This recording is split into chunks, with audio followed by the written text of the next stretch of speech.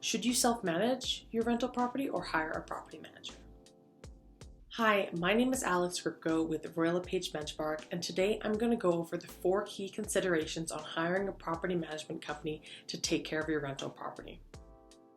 Do you have the time? This is an important question for you to consider. Even if you may enjoy the hands-on management, you might not have much time to devote to your business, especially if landlording isn't your day job.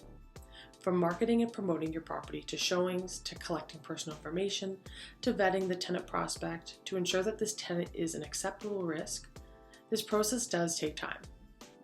You need to respond quickly to the needs of the tenant prospect, especially in an unbalanced market of supply and demand. Other questions to ask are, can you take the time off work to arrange for a showing? If a current tenant is in place, then you'll have to coordinate times to access.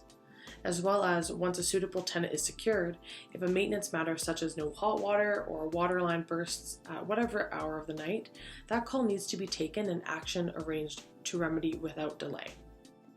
Number 2, do you live close to your rental property? The farther the distance between you and your rental property, the harder it is to manage. If you move to Ontario and your rental property is in Calgary, it'll be harder for you to find a tenant, handle tenant complaints, to quickly respond to tenant emergencies, to take care of maintenance issues, and even to make sure rent is collected on time. The time it takes you to get to the property and the cost of getting there will also add up, and in situations such as these, hiring a good property manager can make sense and actually save you money. Number 3, how much experience do you have managing a property? If you want to invest in real estate but don't know the first thing about property management, hiring an experienced property manager can be the right choice for you. Learning as you go can become very expensive. It's also important for you to note that hiring a bad property manager can also be very detrimental. This is why it's also so important for you to do your research and thoroughly screen a property manager if you decide hiring one is right for you. And we'll go through this in a later video. In addition to that, do you know the local rental laws?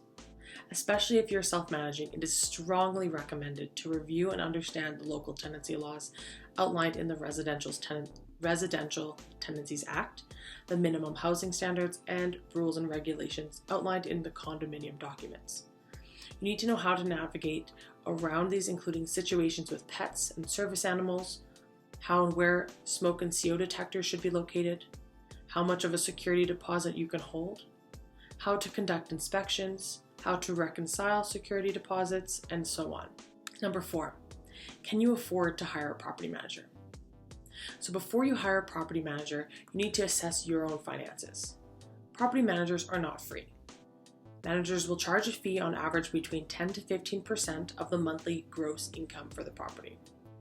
So some property managers will also charge a startup fee, tenant placement fee, maintenance fees, things like that. So please make sure you review their contract as well to ensure that there are no hidden fees and that you understand what contract you're signing. Thank you for tuning in to the 4 key considerations of hiring a property manager. If you have any questions or topics you'd like me to cover, please email me at alex@teamripko.ca. See you next time.